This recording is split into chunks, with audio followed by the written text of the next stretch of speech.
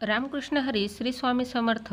श्रावण महिन्यातील दुसरा श्रावण सोमवार आलेला आहे आणि दुसऱ्या श्रावण सोमवारी शिवमूठ कोणती वाहावी, कशी वाहावी आणि शिवमूठ वाहताना कोणता मंत्र म्हणावा, तसेच पूजा कशी स्थापन करावी आणि काय काय करावे, कोणता मंत्र म्हणावा याची संपूर्ण माहिती आपण या व्हिडिओमध्ये बघणार आहोत. चला तर व्हिडिओ हा शेवटपर्यंत नक्की बघा आणि श्रावण महिन्यातील श्रावण सोमवारच्या सर्वांना हार्दिक शुभेच्छा. सर्वप्रथम सकाळी उठून आपले स्नान वगैरे झाल्यानंतर देवपूजा करून घ्यायची आहे आणि त्यानंतरच आपल्या पूजाविधीला सुरुवात करायची आहे. आपल्याकडे एक आसन असेल तर त्यावर सुद्धा तुम्ही पूजा करू शकता. तसेच तुम्ही तुमच्या घरामध्ये देवघर मोठे असेल तिथेही तुम्ही पूजा करू शकता. तर सर्वप्रथम आपल्याला गणपतीची पूजन करायचे आहे. तर गणपतीच्या पूजनासाठी सर्वप्रथम आपण एक आसन घेऊन त्यावर छान संजय पात्र ठेवायचं, गणपती छान धुवून घ्यायचा आणि याची छान पूजा करून घ्यायची. लाल फूल दुर्वा वगैरे असेल तर ते सुद्धा वाहून घ्यायचं आहे. विड्याच्या पानावर गणपती स्थापन झालेला आहे आणि गणपतीनंतर आपण इथे पूजा साहित्यही छान एक मांडून घेऊया. त्यामुळे काय होईल, आपली पूजा ही छान दिसेल. आणि इथे एका बाजूला लक्ष्मीचीही पूजा तुम्ही करू शकता, अन्नपूर्णेचीही पूजा तुम्ही या दिवशी करू शकता. तर त्यानंतर महादेवाच्या पिंडीलाही आपण आता अभिषेक करून घेऊया. दही, दूध, तूप, साखर तसेच यावर आपल्याला सहजसुद्धा टाकायचं आहे आणि छान यथोचित पूजाही आपल्याला करून घ्यायची आहे. यामुळे अभिषेकही होतो आणि आपले पूजनही छान होते. तर इथे आपण आता छान हे पूजन करून घेऊया आणि छान स्वच्छ पाण्याने हे धुवून घ्यायचं आहे. 1 ते 2 वेळा धुतलं की छान हे पुसून घ्यायचं आणि त्यानंतरच पूजेला पुन्हा स्थापन करायचं. तर इथे माझ्याकडे नर्मदेश्वरसुद्धा आहेत, तर मी हे सुद्धा इथे ठेवून घेणार आहे आणि याचीसुद्धा पूजा मी करून घेणार आहे. तर आता काय करायचे आहे, याचे पूजन झाले की आपल्याला फुलं वगैरे वाहून घ्यायचे आणि त्यानंतरच दुसऱ्या पूजेला आता आपण सुरुवात करूया.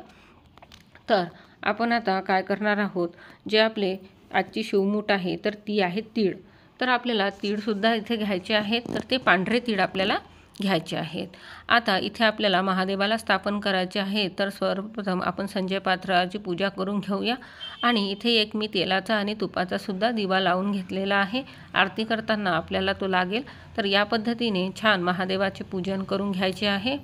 पांढरे फूल वाहायचे आणि त्यानंतरच आपल्याला धोत्र्याचेही फूल किंवा फळ असेल तर तेही तुम्ही वाहू शकता. तर इथे वस्त्रसुद्धा आपल्याला वाहून घ्यायचे आहेत. त्यासाठी मी वस्त्र हे बनवून घेतलेले आहेत. तुम्ही कापसाचे जर वस्त्र असेल ते सुद्धा घालू शकता.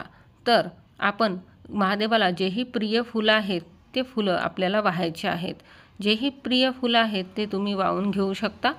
तर महादेवासाठी सर्वप्रथम पांढरे फुलंच वाहावे, त्यानंतर बेल वाहावा.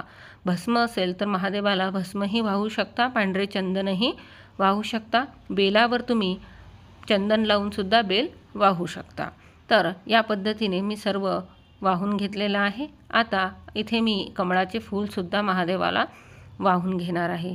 माझ्याकडे आज एकदम सुंदर असे कमळाचे फूल उमललेले होते, तर तेही महादेवाला मी आज इथे वाहत आहे. तुम्ही बघू शकता किती छान रंग आहे त्याचा.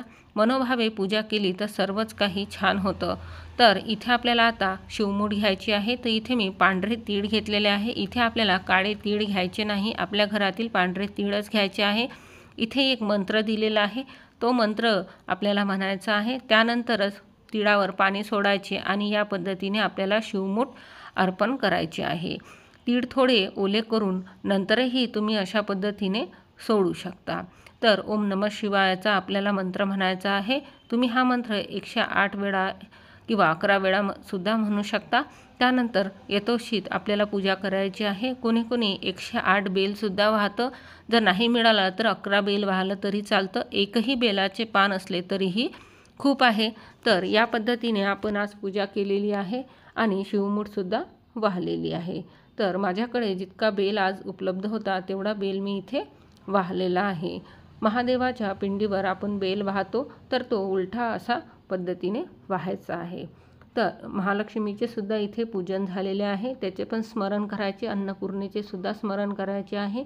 या दिवशी अन्नपूर्णा देवीचे सुद्धा आपण कुंकुमार्चन करू शकतो. त्यानंतर आपण आता आरती करून घेऊया. आरतीसाठी छान महादेवाची आरती म्हणायची आहे. सर्वप्रथम गणपतीची आरती म्हणायची आहे, त्यानंतर महादेवाची आरती म्हणायची आहे अशा पद्धतीने छान आपली पूजा आपल्याला संपन्न करायची आहे। त्यानंतर छान कापूर लावायचा, सर्व घरामध्ये तो फिरवायचा। त्यानंतर आपल्याला प्रसाद वाटायचा आणि नंतर मग सर्व पूजेला एक वेळा पुन्हा पाणी फिरवून घ्यायचं आणि या पद्धतीने आपली सोमवारची पूजा ही झालेली आहे। तर तुम्हाला ही पूजा कशी वाटली आणि आज श्रावणी सोमवार आहे, तर श्रावणी सोमवारमध्ये तुम्ही कशा पद्धतीने पूजा केली हे कमेंटमध्ये नक्की सांगा।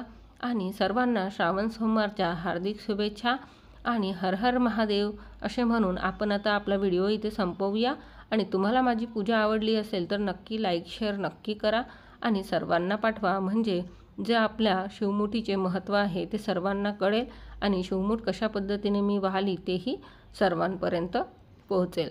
तुम्हाला व्हिडिओ आवडल्यास नक्की लाईक शेअर करा। आपल्या इंस्टाग्राम पेजला तसेच फेसबुक पेजला सुद्धा लाईक करा, इथेही छान व्हिडिओ येत असतात। धन्यवाद।